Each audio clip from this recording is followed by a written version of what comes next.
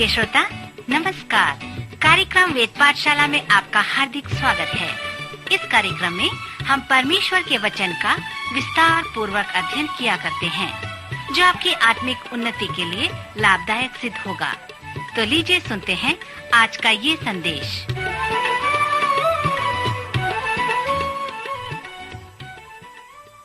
नमस्कार श्रोता मित्र, वेद पाठशाला की अगली कक्षा में आपका स्वागत है। मित्र, यह कक्षा आपको संपूर्ण पवित्र शास्त्र को समझने में सहायता करता है, परंतु महत्वपूर्ण विषय ये नहीं कि आप इसे अपने बुद्धि व ज्ञान से ही समझें, परंतु इसे आप अपने मन व हृदय से भी समझ लें। मेरी हार्दिक इच्छा यह है कि परमेश्वर के लोगों की सहायता करना, कि वे परमेश्वर के वचन को समझें और उसे अपने जीवन में लागू करें। पिछले चरण में, उसके अंत में, हम गलतियों की पत्री के प्रथम 2 अध्याय से उन अद्भुत व गंभीर लेखांशों पर ध्यान कर रहे थे, जहां पर पौलुस हमें उन गंभीर सच्चाइयों को लिखता है जिसे उसने यीशु मसीह के प्रकाशन में प्राप्त किया था, जब वे अरब के जंगल में एक साथ थे। पहले अध्याय के 20 पद में पौलुस लिखता है, जो बातें मैं तुम्हें लिखता हूं, देखो परमेश्वर को उपस्थित जानकर कहता हूं कि वे झूठी नहीं। जब हमने पौलुस के जीवन परिवर्तन को देखा था, तब मैंने कहा था कि पौलुस ने आपको अधिक चुनाव नहीं दिया है, परंतु एक ही बात पर वह चुनाव दिया है कि शायद वह एक झूठा था या फिर नए नियम में एक महान आश्चर्य कर्म था जिसने नए नियम के आधे भाग को लिखा है। जब हमने यूहन्ना रचित सुसमाचार का सर्वेक्षण किया, तब मैंने ये भी कहा था कि C.S. लेविस ने हमसे कहा है कि यीशु ने हमें 3 चुनाव दिए हैं। अर्थात हम कह सकते हैं कि यीशु झूठा है, हम कह सकते हैं कि यीशु पागल है, या फिर हम कह सकते हैं कि यीशु ही प्रभु है, उसका अनुसरण करो। मित्र, इसके पहले कि पौलुस के पत्रों का सर्वेक्षण हम समाप्त करें, आपको ये निर्णय करना है कि आप पौलुस के विषय में क्या निर्णय करते हैं। क्या पौलुस एक झूठा व्यक्ति था? क्या पौलुस एक पागल व्यक्ति था?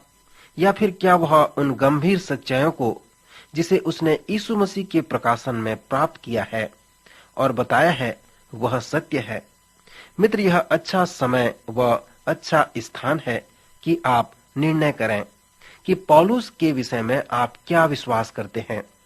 जैसे आप इन महान व गंभीर सच्चाइयों को पढ़ते हैं जिसे इस पत्री में पौलुस ने लिखा है, तो कोई भी विचार करने वाला व्यक्ति ये पूछ सकता है कि इन सभी जानकारियां उसे कहां से प्राप्त हुई। पौलुस उन चेलों में से एक नहीं था जिन्होंने यीशु के संग 3 वर्ष तक सीखा। गलतियों की पत्री में पौलुस ने कहा है, वह यरूशलेम के प्रशिक्षण संस्थान में नहीं गया। प्रारंभ में गलतियों और हमें उसने लिखा है कि उसने कहां से उन जानकारियों को प्राप्त किया। वह लिखता है, पौलुस की जो न मनुष्यों की ओर से और न मनुष्य के द्वारा, वरन यीशु मसीह और परमेश्वर पिता के द्वारा, जिसने उसको मरे हुओं में से जिलाया, प्रेरित है। फिर 11वें पद में वो लिखता है, मैं तुम्हें जताए देता हूं कि जो सुसमाचार मैंने सुनाया है वह मनुष्य का सा नहीं, क्योंकि वह मुझे मनुष्य की ओर से नहीं पहुंचा और न मुझे सिखाया गया, पर यीशु मसीह के प्रकाश से मिला है। मेरे जैसे प्रचारक जो पवित्र शास्त्र को सिखाता है, उसे यह कहना है कि मैं सुसमाचार का सेवक हूं और मैं मनुष्यों की ओर से, मनुष्यों के द्वारा एक सेवक हूं, क्योंकि मेरा अभिषेक मनुष्यों के द्वारा हुआ है। लोगों ने मेरे ऊपर अपना हाथ रखा है और इस सच्चाई को प्रकट किया है कि परमेश्वर ने मेरा अभिषेक किया है कि मैं एक सेवक ठहरूं। Doctor J.V. मैगी और अनेक लोगों ने मुझे पवित्र शास्त्र सिखाया था। मित्र, मैं आपको जो सिखा रहा हूं वो यह है कि मनुष्यों की ओर से और मनुष्यों के द्वारा। परंतु यहाँ पर पौलुस गलातियों से लिखकर कहता है कि जो सुसमाचार मैंने तुम्हें सुनाया वो मनुष्य की ओर से नहीं और न मनुष्य के द्वारा है, और न किसी मनुष्य ने मुझे सिखाया है, और न ही किसी मनुष्य की ओर से मेरे पास पहुंचाया गया है। उसने हमें कहा है कि उसका किसी मनुष्य के द्वारा अभिषेक नहीं हुआ, परंतु सीधे यीशु मसीह के प्रकाश से ये बातें उसे मिले हैं। मैं यीशु मसीह के द्वारा प्रेरित हूँ। यीशु मसीह ने स्वयं मुझे आदेश दिया है, उसने मेरा अभिषेक किया है कि मैं प्रेरित बनूं। पौलुस इस प्रकार गलातियों की कलीसिया को संबोधित करता है। दूसरे अध्याय में उसने कहा है कि 14 वर्ष के बाद वह यरूशलेम में गया और सभी प्रेरितों से मिला। उसने हमें कहा है कि वह प्रकाशन प्राप्त किया, अर्थात पवित्र आत्मा ने उसकी अगुवाई की कि वह यरूशलेम में जाए। प्रेरित जानते थे कि पौलुस आ रहा है, क्योंकि पवित्र आत्मा ने उन्हें बताया था। जब पौलुस चेलों से मिला तो उसने हमें कहा है कि याकूब, कैफा और यूहन्ना ने, जो कलीसिया के खंबे समझे जाते थे, मुझको और बरनबास को दाहिना हाथ देकर संग कर लिया कि हम अन्य जातियों के पास जाएं और वे खतना किए हुओं के पास में जाएं। श्रोता, यह बहुत कपट योग्य है। सर्वप्रथम मुझे आपसे इस प्रश्न को पूछना है कि पौलुस ने उन प्रेरितों को कैसे प्रमाणित कर दिया कि वह भी एक प्रेरित है। पौलुस ने पतरस, यूहन्ना और याकूब को लिखा, जो खंबे थे। उसने कहा कि जो अनुग्रह उन्हें दिया गया है वे उसका अनुभव करें। इससे पौलुस का क्या तात्पर्य है? ऐसा लगता है कि प्रेरितों ने पौलुस के जीवन में आत्मा के फल को देखा था, आश्चर्य कर्म को देखा था और जाना था कि पौलुस के ऊपर पवित्र आत्मा का अभिषेक है। प्रेरित लोग यीशु के संग 3 वर्ष तक रहे। पौलुस ने भी बड़े दावे के साथ कहा कि वह भी मसीह के साथ 3 वर्ष तक रहा। वे दोनों ही प्रभु यीशु के विषय में बहुत कुछ जानते थे। सो प्रेरित ने पौलुस व बरनबास को दाहिना हाथ देकर संग कर लिया और कहा, जिस प्रकार हम प्रेरित हैं उसी प्रकार तुम भी प्रेरित हो। सो तुम अन्य जातियों के पास जाओ और हम खतना किए हुओं के पास, अर्थात यहूदियों के पास जाएंगे।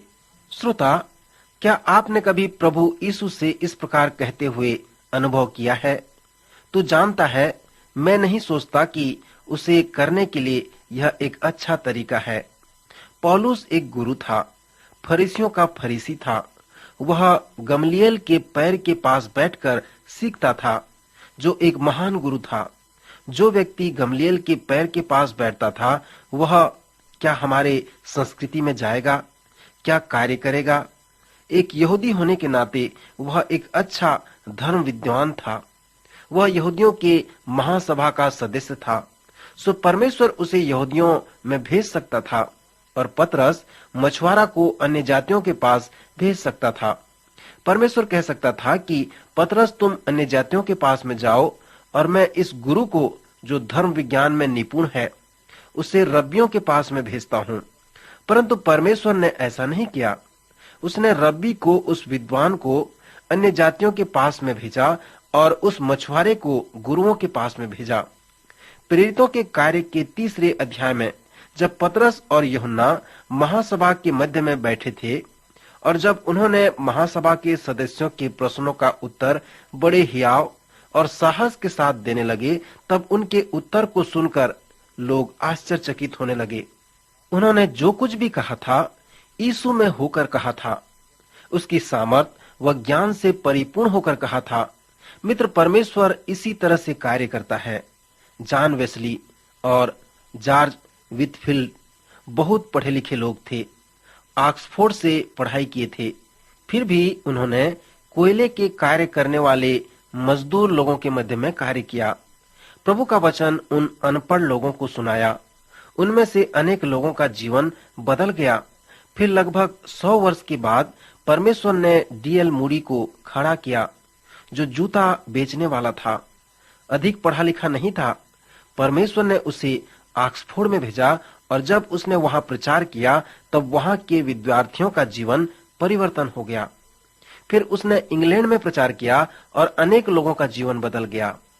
मित्र, इसी प्रकार परमेश्वर ने भी किया कि जब उसने रब्बी पौलुस को अन्य जातियों के पास में भेजा और अनपढ़ मछुआरे को गुरुओं के पास में भेजा। गलातियों के 1 व 2 अध्याय में पौलुस गलातियों से और हमें भी कहता है कि परमेश्वर इसी प्रकार कार्य करता है। इस 1 व 2 अध्याय में उस दूसरे सुसमाचार की समस्या के विषय में बताया गया है। उसने कहा कि ऐसा कोई दूसरा सुसमाचार है ही नहीं।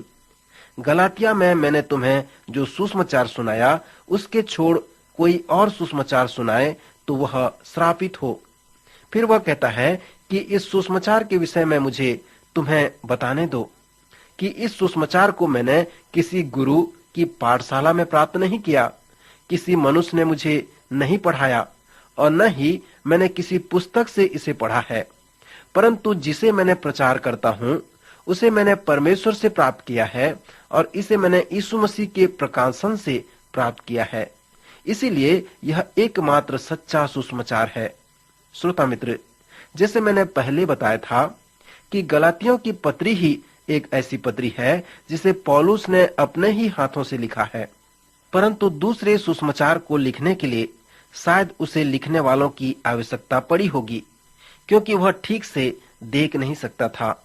गलातियों की पत्री में मैंने पौलुस के विषय में जो कुछ भी कहा वो साधारण रूप से उसका एक परिचय था। गलातियों की पत्री का संदेश रोमियो की पत्री से कुछ मिलता जुलता है। जब उसने इस पत्री को लिखा तो वह बहुत आवेश व भावात्मक स्थिति में लिखा है। पर क्यों वह बहुत भावात्मक था?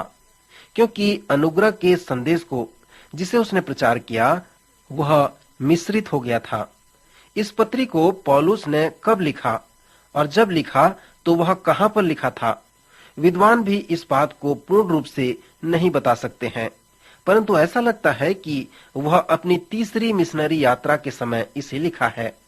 कुछ लोग कहते हैं फिलिप्पी में, तो कुछ लोग कहते हैं इफिसुस में और कुछ कहते हैं कुरिन्थ में। यह बहुत महत्वपूर्ण है कि इस पत्री की तुलना पुराने नियम के न्यायों की पुस्तक के रूप के साथ किया जाए। यदि आपको याद होगा तो न्यायों की पुस्तक में विद्रोह का परिणाम विस्मयकारी था।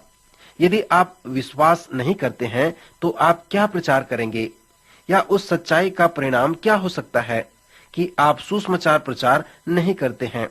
सो गलातियों के लिए पौलुस के पत्री का संदेश यही है। वहां के लोग दूसरे सुसमाचार की ओर झुकने लगे थे, परंतु पौलुस ने कहा और कोई दूसरा सुसमाचार नहीं है। यदि कोई स्वर्ग से दूत भी आकर उस सुसमाचार के छोड़ कोई और सुसमाचार तुम्हें सुनाए तो वह श्रापित हो जाए। मित्र, समय समाप्त हो रहा है, पर इस कार्य के साथ मैं आपको छोड़ना चाहूंगा कि हमने देखा कि पौलुस क्रोधित था क्योंकि सुसमाचार के विषय में वहां पर उलझन में पड़ गया था। मैं आपसे फिर कहता हूं कि आप इस पत्री को पढ़ें और देखें कि सही सुसमाचार क्या है जिसे पौलुस ने प्रचार किया। मुझे निश्चय है कि इसके द्वारा आप पौलुस के संदेश व मसीह के संदेश को समझने पाएंगे। कृपया मुझे पत्र अवश्य लिखें। इस पत्री से संबंधित मेरे पास एक मुफ्त पुस्तिका है जिसे आप पढ़कर और समझ सकते हैं। प्रभु इन वचनों द्वारा आपको आशीष दे।